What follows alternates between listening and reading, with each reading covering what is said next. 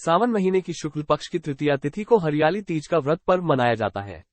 इस पर्व का संबंध भगवान शिव और देवी पार्वती से है।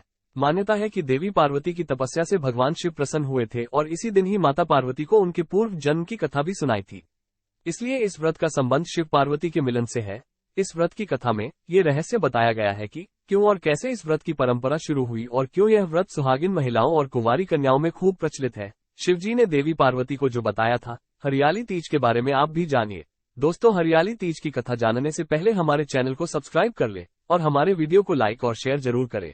आइए जाने हरियाली तीज की पौराणिक कथा में क्या कहा गया है। एक समय की बात है, माता पार्वती अपने पूर्वजन्म के बारे में याद करना चाहती थी, लेकिन उन्हें कुछ याद नहीं आ रहा था।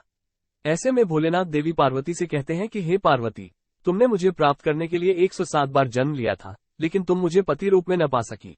108वें जन्म में तुमने पर्वतराज हिमालय के घर जन्म लिया और मुझे वर रूप में प्राप्त करने के लिए घोर तपस्या की। भगवान शिव कहते हैं कि हे पार्वती, तुमने अन्न जल का त्याग कर पत्ते खाए और सर्दी गर्मी एवं बरसात में हजारों कष्ट कर सहकर भी अपने व्रत में लीन रही। तुम्हारे कष्टों को देखकर तुम्हारे पिताजी बहुत दुखी थे। तब नारद मुनि तुम्हारे घर पधारे और कहा कि मुझे भगवान विष्णु ने भेजा है। भगवान विष्णु आपकी कन्या से अत्यंत प्रसन्न है और वह उनसे विवाह करना चाहते हैं। मैं भगवान विष्णु का यही संदेश लेकर आपके पास आया हूँ। नारद जी के प्रस्ताव को सुनकर पार्वती के पिता खुशी से भगवान विष्णु के साथ विवाह के लिए तैयार हो गए। नारद मुनि ने भी भगवान विष्णु को ये शुभ संदेश सुना दिया, लेकिन जब ये बात पार्वती को पता चली तब वो बहुत दुखी हुई। पार्वती ने अपने मन की बात अपनी सखी को सुनाई। तब सखी ने माता पार्वती को घने जंगल में छुपा दिया।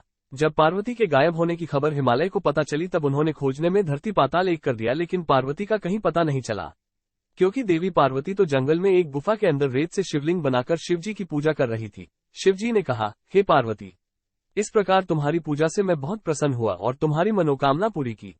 जब हिमालय राज गुफा में पहुंचे तब तुमने अपने पिता को बताया कि मैंने शिवजी को पति रूप में चयन कर लिया और उन्होंने मेरी मनोकामना पूरी कर दी है। शिवजी ने मेरा वरण कर लिया है। मैं आपके साथ केवल एक शर्त पर चलूंगी कि आप मेरा विवाह भोलेनाथ से करवाने के लिए तैयार हो जाए। तब हे पार्वती, तुम्हारे पिताजी मान गए और विधि विधान सहित हमारा विवाह हुआ। हे पार्वती, तुम्हारे कठोर तप और व्रत से ही हमारा विवाह हो सका। भगवान शिव देवी पार्वती से आगे कहते हैं, हे पार्वती, इस हरियाली तीज को जो भी निष्ठा के साथ करेगा, मैं उसको मनोवांछित फल प्रदान करूंगा। उसे तुम जैसा सुहाग मिलेगा।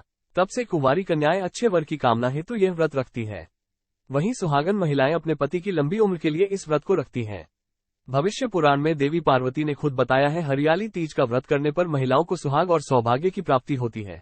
सावन महीने में तृतीया तिथि के दिन कई वर्षों की कठिन तपस्या के बाद देवी पार्वती ने भगवान शिव को पति रूप में पाने का वरदान प्राप्त किया था। इसलिए इस व्रत का बड़ा ही महत्व है।